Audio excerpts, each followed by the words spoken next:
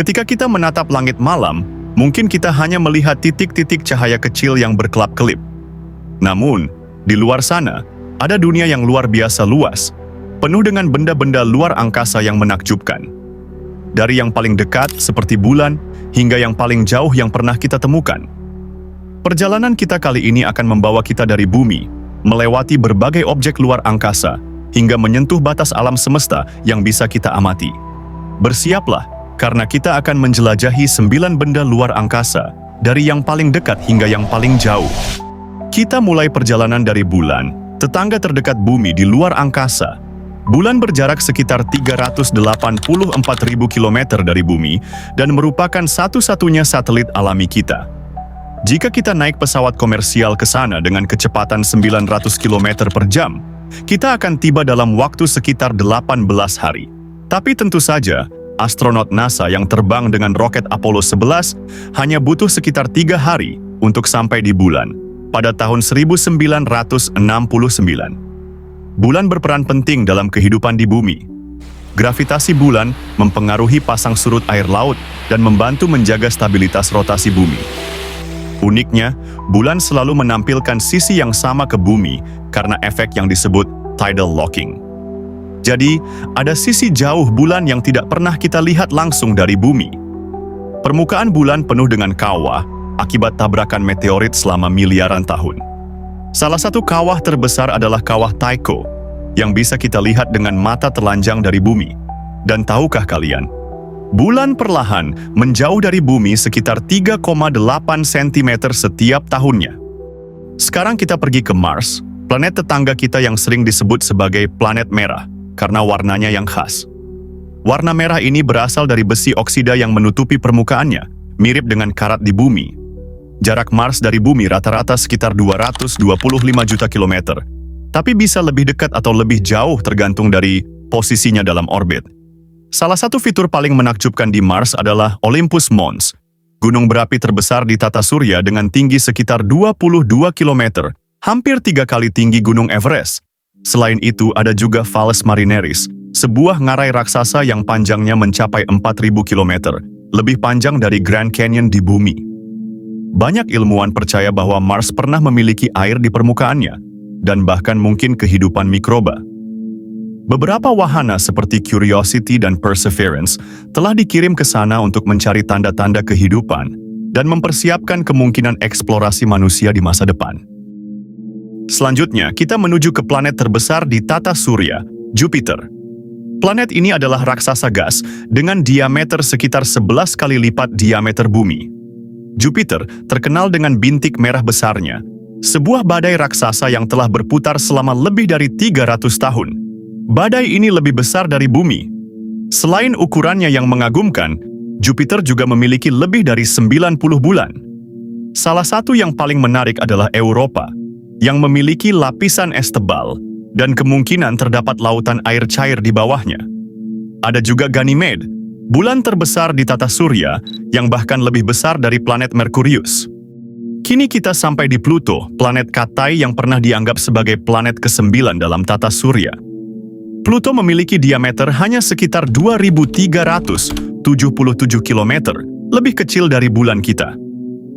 Pada tahun 2006, Pluto diklasifikasikan sebagai planet Katai karena orbitnya yang unik dan kecilnya massa dibandingkan planet lain. Permukaan Pluto sangat dingin dengan suhu sekitar minus 230 derajat Celcius.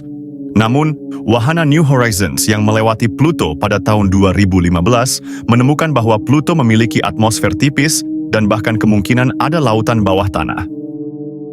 Selanjutnya, kita tidak akan membahas objek alami, tetapi sebuah mesin buatan manusia yang telah melakukan perjalanan paling jauh dari bumi, Voyager 1. Wahana ini diluncurkan oleh NASA pada tahun 1977 dan kini berada sekitar 24 miliar kilometer dari kita.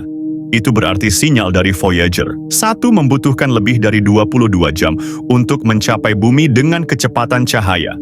Voyager 1 melewati Jupiter dan Saturnus, memberikan gambar-gambar luar biasa dari kedua planet tersebut sebelum akhirnya keluar dari tata surya. Pada tahun 2012, Voyager 1 menjadi objek buatan manusia pertama yang memasuki ruang antar bintang melewati heliopause, yaitu batas di mana pengaruh matahari mulai melemah. Jika kita terus menjauh dari Voyager 1, kita akan mencapai wilayah misterius yang disebut awan Oort. Ini adalah lapisan bola raksasa yang mengelilingi tata surya, penuh dengan bongkahan es dan batu yang bisa menjadi komet di masa depan. Awan Oort adalah rumah bagi miliaran, mungkin triliunan benda luar angkasa kecil. Jaraknya luar biasa jauh, mulai dari sekitar 0,03 tahun cahaya hingga lebih dari 1 tahun cahaya dari matahari. Karena jaraknya yang begitu jauh, kita belum pernah mengirim wahana untuk mengamatinya secara langsung. Sekarang kita keluar dari tata surya dan menuju ke bintang terdekat dengan kita, Proxima Centauri. Bintang ini berjarak 4,24 tahun cahaya dari bumi, yang berarti cahaya darinya membutuhkan lebih dari 4 tahun untuk mencapai kita. Proxima Centauri adalah bintang katai merah yang lebih kecil dan lebih redup dibandingkan matahari. Namun, bintang ini menarik perhatian karena memiliki sebuah planet yang berada di zona layak huni, yaitu Proxima b. Planet ini mungkin memiliki suhu yang memungkinkan keberadaan air dalam bentuk cair, membuatnya menjadi salah satu kandidat utama untuk mencari kehidupan di luar bumi. Kita sekarang melangkah lebih jauh ke luar angkasa dan mencapai galaksi tetangga kita, Andromeda. Galaksi ini berjarak sekitar 2,5 juta tahun cahaya dan merupakan galaksi spiral terbesar yang paling dekat dengan Bima Sakti. Andromeda sangat mirip dengan Bima Sakti, memiliki ratusan miliar bintang, dan mungkin juga sistem tata surya seperti milik kita. Namun, yang lebih menarik adalah bahwa Andromeda dan Bima Sakti sedang bergerak ke arah satu sama lain dengan kecepatan 110 km per detik. Dalam sekitar 4,5 miliar tahun, kedua galaksi ini akan bertabrakan dan bergabung menjadi satu galaksi besar baru yang disebut Milkomeda. Jangan khawatir, karena saat itu terjadi, matahari kita kemungkinan sudah memasuki tahap akhir hidupnya.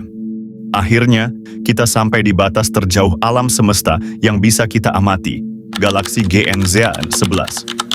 Galaksi ini adalah salah satu yang paling jauh dan tertua yang pernah ditemukan oleh manusia, dengan jarak sekitar 13,4 miliar tahun cahaya dari bumi.